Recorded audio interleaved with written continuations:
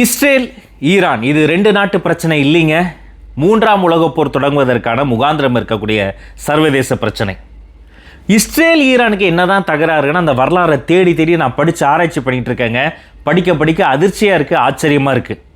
அந்த விஷயங்களை எல்லாம் கன்சாலிடேட் பண்ணி இஸ்ரேலினுடைய உண்மை முகம் என்ன, ஈரானினுடைய உண்மை தன்மை என்ன, இதையெல்லாம் கொண்டு வந்து உங்களுக்கு வெகு சீக்கிரத்தில் டீட்டெயில்டான ஒரு வீடியோவை கொண்டு வர போகிறேன். சரி, இந்த வீடியோவில் என்ன பேச போகிறோம்? கடந்த 24 மணி நேரத்தில் இந்த ஒரு நாளில் போர்க்களத்தில் என்னென்ன லேட்டஸ்ட் அப்டேட்ஸ், இஸ்ரேல் என்ன பண்ணிக்கிட்டு இருக்கிறாங்க, ஈரான் அடுத்து என்ன பண்ண போகிறாங்க, இதை பற்றி தான் இன்றைக்கி பார்க்க போகிறோம். உள்ளதுள்ளபடி தெளிவாக எல்லோருக்கும் புரியபடி பார்த்துடலாம். வணக்கம் and welcome to Rajmohan report. Israel என்ன செய்கிறார்கள், ஈரான் என்ன செய்ய போகிறார்கள், முதல்ல இஸ்ரேலை பார்த்துடலாம். அவங்க சைடில் இந்த அக்டோபர் 7ஆம் தேதியை முன்னிட்டு பயங்கரமான நினைவஞ்சலி கூட்டங்கள், பல முகாந்திரம் உள்ள பல உலக ஊடகங்கள் உற்று பார்க்க வேண்டிய அசைவுகள் அவங்க பக்கம் இருந்தது. இதை பயன்படுத்தி இந்த சிம்பத்தியை ஒர்க் அவுட் பண்ணி ஒரு அசாதாரணமான தாக்குதலை முன்னெடுப்பாங்கன்னு எதிர்பார்க்கப்பட்டது. அண்ட் லெபனான் பெய்ரூட்டில் கடுமையான தாக்குதலை நடத்தினாங்க. ஆளில்லா ட்ரோன்ஸை பயன்படுத்தினாங்க, ஏர் ஸ்ட்ரைக்கை கொண்டு வந்தாங்க, ஒயிட் பாஸ்பரஸை பயன்படுத்துகிறாங்க, ட்ரோன்களை பயன்படுத்துகிறாங்க, டெக்னாலஜியை பயன்படுத்தி இஸ்ரேல் மிக தீவிரமான தாக்குதலை எல்லா பக்கமும் நடத்துகிறாங்க. ஆனால் உண்மையிலேயே அவங்க மீதும் தாக்குதல் நடந்துக்கிட்டே தான் இருக்குது. ஈரானை பொறுத்த வரைக்கும் தனித்து நின்றது போதும், கூட்டணியாக நிற்க வேண்டும் என்று பாராளுமன்றத்தில் பேசியதை தொடர்ந்து முஸ்லீம் இஸ்லாமிக் ரெசிஸ்டன்ஸ், அதாவது இஸ்லாமிய நாடுகள்லாம் இனி தாக்குதல் வாங்கினது போதும், ஒரே பேஜில் நிற்கணும், ஒன்றாக நிற்கணும், நன்றாக நிற்கணும்னு கூட்டணியை நோக்கி அவங்க நகர்ந்துருக்கிறாங்க. இந்த இரண்டுக்கும் நடுவில் ஒரு மிக மிக முக்கியமான தலைவரை போட்டு தள்ளிட்டதா இஸ்ரேல் கிளைம் பண்ணுறாங்க. யார் அவர், அதையெல்லாம் நீங்கள் பார்க்க போகிறோம். அதுக்கு முன்னாடி இந்த வாரில் டெக்னாலஜியோடைய பார்க்க எனக்கு ஆச்சரியமாக இருக்குது. இந்த ட்ரோன், இந்த ஏர் ஸ்ட்ரைக், இந்த புகையை தூவிட்டு போகிறது, இந்த பேஜர் அட்டாக், இந்த சைபர் அட்டாக், இதெல்லாம் பார்க்குற பொழுது ஒரு விஷயம் எனக்கு ரொம்ப ரொம்ப முக்கியமான விஷயமா தெரியுது. அது என்னென்னா டெக்னாலஜிங்க. இந்த டெக்னாலஜியை பயன்படுத்தி ஒவ்வொரு நாளும் இந்த போர்க்களத்தில் நடக்கக்கூடிய விஷயங்களை பார்க்குற பொழுது ஒரு பக்கம் ஆச்சரியமாகவும் இன்னொரு பக்கம் பயமாகவும் இருக்குது. இது அன்சர்டனிட்டியை, அச்சத்தை, டேஞ்சரை மிகப்பெரிய அளவிற்கு மாற்றிருக்கு. இன்னொரு பக்கம் டெக்னாலஜி இல்லாமல் நம்ம வாழ முடியாது. நம்ம வாழ்க்கையில் டெக்னாலஜியை பற்றி நடக்கக்கூடிய மிக முக்கியமான ஒரு விஷயம் இருக்குது, அதையும் நம்ம சுட்டி காட்டணும். ஏன் ஃபார் எக்ஸாம்பிள் நம்ம எல்லார் வாழ்க்கையிலையும் ஆர்டிஃபிஷியல் இன்டெலிஜென்ஸ் என்ற ஒரு டெக்னாலஜியின் இம்பேக்ட் நாளுக்கு நாள் அதிகமாகுது. நீங்கள் உணர்ந்திருக்கீங்களா? வெறும் போர்க்களத்தில் மட்டும் கிடையாதுங்க. இந்த ஆர்டிஃபிஷியல் இன்டெலிஜென்ஸ் என்பது ஜாப் ஆட்டோமேஷன், ரெவல்யூஷனிங் இண்டஸ்ட்ரீஸ், கெரியர்னு பல விஷயங்களை நேரடியாக ஒரு இம்பாக்டை ஏற்படுத்துது. உங்கள் கெரியரில் மற்றவங்களை விட ஹெட்டாக இருக்கணும்னா நீங்கள் ஆர்டிஃபிஷியல் இன்டெலிஜென்ஸ் கற்றுக்கொள்வது மேண்டேட்ரி. இப்போ சமீபத்தில் நான் ஒரு 3 hours hands on training on AI என்ற ஒரு ப்ரோக்ராமில் பங்கெடுத்து ஆர்டிஃபிஷியல் இன்டெலிஜென்ஸை கற்றுக்கிட்டேன். உண்மையிலே இது ஒரு கேம் சேஞ்சருங்க. உங்களுக்கு நான் ரொம்ப ஸ்ட்ராங்காக ரெக்கமெண்ட் பண்ணுறேன். அதற்கான லிங்க் டிஸ்கிரிப்ஷனில் இருக்குது. யூஸ்வலாக பெய்டாக நடக்கிற இந்த ப்ரோக்ராம் நம்ம ராஜ்மோகன் ரிப்போர்ட்லேருந்து போகிற முதல் 1500 பேருக்கு மட்டும் தசரா பண்டிகையை முன்னிட்டு கம்ப்ளீட்லி ஃப்ரீங்க. இதில் பங்கு பெறுறது மூலமாக நம்ம என்னெல்லாம் கற்றுக்க முடியும்? நம்ம job hunting strategies, salary hike strategies, complex ப்ராப்ளம்ஸை சால்வ் பண்ணுறது, பர்சனல் க்ரோத்லேருந்து பிஸ்னஸ் காம்ப்ளெக்ஸ் ப்ராப்ளம் ஸ்ட்ராட்டஜிஸ் வரைக்கும் பல்வேறு விஷயங்களை கற்றுக்க முடியும். யாரெல்லாம் கலந்துக்கலாம்? Tech, non tech, HR, marketing, ஏன் ஃப்ரீலான்சர் பேக்ரவுண்ட் இருந்தாலும் ஆர்டிஃபிஷியல் இன்டெலிஜென்ஸ் கற்றுக்கொள்ளும் ஆர்வம் இருந்தால் உடனே நீங்கள் ஜாயின் பண்ணி கற்றுக்கலாம். ஏற்கனவே 1 மில்லியன் யூசர்ஸ் இதை பயன்படுத்தி அதுக்கு 5க்கு 5 ஸ்டார்ஸ் கொடுத்துருக்காங்கன்னா அப்போ எப்பேற்பட்ட ப்ரோக்ராம் பாருங்கள். அதற்கான லிங்கை உடனே கிளிக் பண்ணுங்கள். ஒரு ஃபார்ம் ஃபில்அப் பண்ணி வாட்ஸ்அப் குரூப்பில் ஜாயின் பண்ணி இம்பார்ட்டன்ட் அப்டேட்ஸை பெற்றுக்கொள்ளுங்கள். மறந்துடாதீங்க, இந்த வாய்ப்பு தசரா பண்டிகை வரைக்கும் தான் உங்களுக்கு இருக்குது. உடனே லிங்கை கிளிக் பண்ணி இந்த வாய்ப்பை பயன்படுத்திக் கொள்ளுங்கள். தசரா விஜயதசமினால என்ன, புதிதாக ஒன்றை கற்றுக்கொண்டு பெரிதாக வெல்வது தானே. இந்த வாட்டி புதிதாக ஆர்டிஃபிஷியல் இன்டெலிஜென்ஸை ஃப்ரீயாக கற்றுக்கிட்டு பெரிதாக உங்கள் கெரியரில் நீங்கள் வெல்லணும். சரி, இப்போ வாங்க நம்ம வீடியோக்குள்ளார போகலாம். இன்றைய தினம் இஸ்ரேலின் மீது, வடக்கு இஸ்ரேலின் மீது இஸ்புல்லா அமைப்பு தீவிரமாக தாக்குதல் நடத்துகிறாங்க. ஆனால் அவங்க சிவிலியன்ஸ் இருக்கக்கூடிய இடத்துல தாக்குதல் நடத்தலை, அவங்க இஸ்ரேலினுடைய ட்ரூப்ஸ் இருக்கக்கூடிய இடத்துல தான் தாக்குதல் நடத்துகிறாங்க. இன்னொரு பக்கம் ஏமன் என்ன பண்ணுறாங்க? ஈரானுக்கு சப்போர்ட்டாக இஸ்ரேல் மேலே சர்ஃபேஸ் டு சர்ஃபேஸ் பாயக்கூடிய ஏவுகணைகளை வச்சு தாக்குதல் நடத்துகிறாங்க. அதோடு விடலை, வெகு சீக்கிரத்தில் ஹைப்பர்சோனிக் ஏவுகணைகளை பயன்படுத்தி நாங்கள் தாக்குதல் நடத்த தயங்க மாட்டோம்னு சொல்கிறாங்க. ஆல்ரெடி சிரியா ஈரான் பக்கம் தான் இருக்குது, உங்களுக்கே தெரியும். இப்படிப்பட்ட சூழ்நிலையில் தான் ஈரான் பாராளுமன்றத்தில் முக்கியமான தலைவர்கள்லாம் கூடுறாங்க. கூடி இன்றைய தினம் அவங்க என்ன பேசுகிறாங்கன்னா, நாம் ஒரு அமைப்பு மாதிரி, ஒரு கூட்டணி மாதிரி ஒன்று உருவாக்கணும். கடந்த காலங்களில் வெஸ்டர்ன் கண்ட்ரிஸ் என்ன பண்ணாங்கன்னா, north Atlantic treaty organisation, NATO போன்ற அமைப்புகளை தொடங்கி நேச நாடுகளினுடைய கூட்டமைப்பு உருவாக்குனாங்க. அதன் மூலமாக உலகப் பொருள் அவங்களினுடைய செல்வாக்கு அதிகமாக இருந்தது. நாமளும் அப்படி ஒரு மினிமம் ஒர்க்கிங் பிளானோட ஒரு கூட்டணியை உருவாக்கணுன்றாங்க.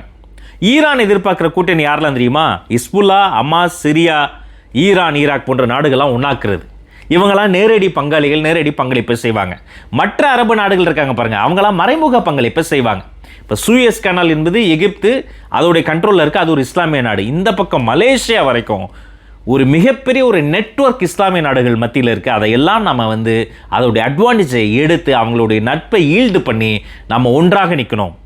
இஸ்லாமிக் ரெசிஸ்டன்ஸ், அதாவது நம்ம மீது நடக்கக்கூடிய தாக்குதலை எதிர்த்து நிற்கக்கூடியதை வந்து நம்ம வந்து என்கரேஜ் பண்ணணும். இஸ்லாமிக் ரெசிஸ்டன்ஸுக்கு எந்தெந்த அமைப்புகள்லாம் துணையாக நிற்கிறதோ அந்த துணை அமைப்புகளுக்கு வந்து நம்ம வந்து சப்போர்ட் பண்ண, அவங்களுக்கு பாராட்டு தெரிவிக்கணும் என்று மிக மிக முக்கியமான ஸ்ட்ராட்டஜிக்கலி முக்கியமான மூவை ஈரான் வந்து பாராளுமன்றத்தில் நகர்த்தியிருக்கிறாங்க. இதற்கு நடுவில் தான் இஸ்ரேல் தரப்பில் மிக முக்கியமான ஒரு கிளைம் வச்சாங்க. என்ன தெரியுமா? லெபனானுடைய பெய்ரூட்டில் பண்ணின ஏர் ஸ்ட்ரைக்கில் முக்கியமான தலைவரை நாங்கள் கொண்டுட்டோன்றாங்க. அவங்க சொல்கிற தலைவர் சுஹேல் உசைனி. யார் இந்த சுஹேல் உசைனி? ஹிஸ்புல்லா அமைப்பினுடைய ஃபினான்ஸை பார்த்து கொண்டவர். ஈரான்கிட்டேருந்து வந்த வெப்பன்ஸை எல்லாம் ஹிஸ்புல்லா அமைப்புக்குள்ளார பங்கீடு செய்து தருவதை பொறுப்பாக இருந்து பார்த்து கொண்டவர். போர்க்களத்தில் மிக முக்கிய கள முடிவுகளை எடுக்கக்கூடிய ஒரு தளபதியாக இருந்தவர். அப்படிப்பட்ட இளம் கமாண்டரான சுஹேல் உசைனியை இஸ்ரேல் தன்னுடைய ஏர்ஸ்ட்ரைக் மூலமாக கொன்றுவிட்டதாக கிளைம் பண்ணுறாங்க. இன்னும் உறுதி செய்யலை, வெகு விரைவில் அது உறுதி செய்யப்படுவதற்கான வாய்ப்பும் இருக்கு. ஆனால் கேள்வி என்னன்னா, வெறும் சுஹேல் உசைனி மட்டும் சாகலை, அவரை பார்க்க போன மதகுருமார்கள், அவரோடு இருந்த சீனியர் லீடர்ஸ், அவரோடு இருந்த பொலிட்டீஷியன்ஸ், அவர் இருந்த ஏரியாவில் இருந்த சிவிலியன்ஸ் அத்தனை பேரும் கூண்டோடு கொன்றொழிக்கப்பட்டிருக்கிறாங்க. இது கொலாட்ரல் டேமேஜ் என்று சொல்லி இஸ்ரேல் வந்து வழக்கம் போல் தன்னுடைய அடுத்த இலக்கிய நோக்கி போயிடும். ஆனால் திரும்ப திரும்ப இஸ்ரேல் என்ன சொல்கிறாங்க, நாங்கள் தனி நபரை டார்கெட் பண்ணுறதே இல்லை, எங்களுக்கு இவரை கொள்ளணும் அவரை கொள்ளணும் நாங்கள் யாரையும் டார்கெட் பண்ணுறது கிடையாது, ஆனால் அது கொலாட்ரல் டேமேஜ் அப்படின்னு சொல்லிட்டு திரும்ப திரும்ப அவங்க தனிநபரை டார்கெட் பண்ணி டெக்னாலஜியை பயன்படுத்தி இன்னும் பல விஷயங்களை பயன்படுத்தி மிக தீவிரமான தாக்குதலை நடத்திக்கிட்டே இருக்காங்க. ஃபார் எக்ஸாம்பிள், லெபனானில் நடந்திருக்கக்கூடிய இந்த air strike and Suhail Husseini கொன்றடிக்கப்பட்டிருக்கக்கூடிய இந்த ஒரு விஷயம். இன்னொரு பக்கம் தங்களுடைய போர்ப்படை வீரர்களினுடைய பாப்புலேஷன் இஸ்ரேலுக்கு போதலை. ஸோ புது புது இடங்களில் புது புது டிவிஷன்ஸை கொண்டு வந்து எக்ஸ்பேன்ஷன் பண்ணுறாங்க. மீனிங் அவர்களினுடைய படை வீரர்களினுடைய உயிரிழப்பு என்பது கணிசமான அளவு ஏறிக்கிட்டே வருது. போரில் ஜெயிக்கிறதா நினச்சி அடுத்த நாட்டை வீழ்த்துற நினச்சி சொந்த நாட்டு வீரர்களை கணிசமான அளவு வந்து அவர்களை வந்து அப்படி இழந்துக்கிட்டே வராங்க. இது இன்னைக்கு இல்லைனாலும் எப்போ வேணாலும் உள்நாட்டிலே ஒரு பெரிய பிரச்சனையாக மாறும். அமெரிக்கா ஹெல்ப் பண்ணுறேன்னு இன்னது, இதே மாதிரி தான் ஃப்ரான்ஸ் இன்னது. ஆனால் இன்றைய தினம் ஃப்ரான்ஸ் எந்த ஹெல்ப்பும் பண்ண போகிறதில்ல, இஸ்ரேலுக்கு எந்த ஆயுதமும் நாங்கள் சப்ளை பண்ண போகிறதில்ல, இஸ்ரேல் போர் தொடங்க ஆரம்பித்தா நாங்கள் எந்த ஹெல்ப்பும் பண்ண மாட்டோம், ஃப்ரான்ஸே வெளிப்படையாக சொல்லிடுச்சு. ஈரான் இதை வரவேற்றிருக்கு. இன்றைக்கி ஃப்ரான்ஸ் வெளிப்படையாக சொன்னது மாதிரி பல நாடுகள் இஸ்ரேலை விட்டு விலக போவதற்கான வாய்ப்பு அதிகமாக இருப்பதாக ஈரான் சொல்லுது. இன்னொரு பக்கம் ஈரான் என்ன தெரியுமா சொல்லுது, இதையும் மீறி யாராவது இஸ்ரேல் பண்ணக்கூடிய இந்த மனித உரிமை மீறலுக்கு நீங்கள் சப்போர்ட் பண்ணீங்கன்னா நீங்கள் அதற்கான கூலியை கொடுக்க வேண்டியது வரும், நாங்கள் பார்த்துக்கிட்டு சும்மா இருக்க மாட்டோம், முன்ன மாதிரி கிடையாது என்ற எச்சரிக்கையும் சொல்லிட்டாங்க. ஏற்கனவே ஏமன் அவங்க சர்ஃபேஸ் டு சர்ஃபேஸ் தாக்கக்கூடிய ஒரு ஏவுகணை வச்சு தாக்குதலை நடத்திட்டாங்க. அடுத்து ஹைப்பர்சோனிக் தாக்குதலும் பண்ணுவோன்ட்டாங்க. சரி, இப்படிப்பட்ட இந்த ஏவுகணைகள்லாம் எங்கேருந்து வரும்? ஒரு ஸ்டேஜில் இவர்கள் இந்த ஈரான், சிரியா அவங்க கிட்ட இந்த வெப்பன்ஸ்லாம் தீர்ந்துருமே, இந்த இடத்துல தான் இந்த கேமுக்குள்ளார நுழைகிறாங்க ரஷ்யா. ஏற்கனவே போட்ட ஒப்பந்தங்களின்படி இது போன்ற இக்கட்டான சூழ்நிலைகளில் அது வந்து ஏமனாக இருக்கட்டும் அல்லது ஈரானாக இருக்கட்டும், அந்த இரண்டு நாடுகளுக்கும் தேவைப்படக்கூடிய அட்வான்ஸ்டான அந்த வெப்பன்களை தருவதற்கான எல்லா சாத்தியக்கூறுகளும் ரஷ்யா வந்து அந்த கதவுகளை திறந்தே வைத்திருக்கு. ஸோ இது கொஞ்சம் கொஞ்சமாக இல்லை, வேகமாக மூன்றாம் உலகப் போரை நோக்கி போகுது. யோசிச்சு பாருங்கள், இஸ்ரேல் அமெரிக்கா மட்டும் சப்போர்ட் பண்ணிக்கிட்டே இருக்கும், ஃப்ரான்ஸ் பேக் அடிச்சிட்டாங்க. வேற ஈரானுக்கு ஏமனுக்கு ரஷ்யா வெளிப்படையாக களத்தில் குதிக்க வேண்டிய நேரமும் வந்துருச்சு. இதற்கு நடுவில் பொருளாதார போர் இருக்குது பாருங்கள். இப்போ எப்படி இந்த இஸ்லாமிய நாடுகள்லாம் இந்த பக்கம் எகிப்து இந்த சூயஸ் கனாலில் தொடங்கி இந்த பக்கம் மலேசியா இது வரைக்குமே ஒரு பெரிய பாதி உலகத்தில் இருக்கக்கூடிய அந்த துறைமுகங்களை எல்லாமே இஸ்லாமிய நாடுகளை ஆக்கிரமிக்கிறாங்க, அவர்களினுடைய கண்ட்ரோலில் வச்சிருக்கிறாங்க. இஸ்லாமிய நாடுகளின் மீது அடுத்தடுத்து தாக்குதல் நிகழ்ந்தால் கப்பல்கள் நகராது, எண்ணெய் ரிசர்வ் மூடப்படும், கப்பல்கள் நகரலைன்னா பொருளாதாரம் பாதிக்கப்படும், விலைவாசி ஏறும். இந்தியாவில் தமிழ்நாட்டில் மதர் இதுவே வராது, லைனரே வராது. அதை வந்து எப்படி சொல்லுவாங்கன்னா இந்த சிஸ்டர் வெஹிக்கிள்பாங்க. நம்ம வந்து ஒரு 100 டன்னில் கண்டெய்னரில் வந்து நம்ம வந்து எதுவுமே அனுப்ப முடியாது, குட்டி குட்டி கண்டெய்னரில் சில பொருட்களை அனுப்புகிறோம், எக்ஸ்போர்ட் பண்ணுறோன்னு வைங்களேன். இதெல்லாம் சிஸ்டர் வெஹிக்கிள்னு சொல்லப்படுற ஒரு கப்பல் எடுத்து கொண்டு போய் கொலம்போ ஹார்பர்லையோ ஹாங்காங் ஹார்பர்லையோ அல்லது துபாய் ஹார்பர்லையோ போய் தான் அது இன்னொரு பெரிய களம், பெரிய மிசைல், பெரிய வெஹிக்கிள், இன்னொரு கப்பல் அதை வந்து ஏற்றி அங்கிருந்து அது ஐரோப்பா நாடுகளுக்கு போகும், அங்கிருந்து அது வந்து ஜெர்மனி போன்ற நாட்டுக்கு போகும், ஆப்பிரிக்காவுக்கு போகும். இதுதான் உலக நியதி. இதற்கு மிக குரூஷியலாக இருக்கக்கூடியது துறைமுகங்கள்.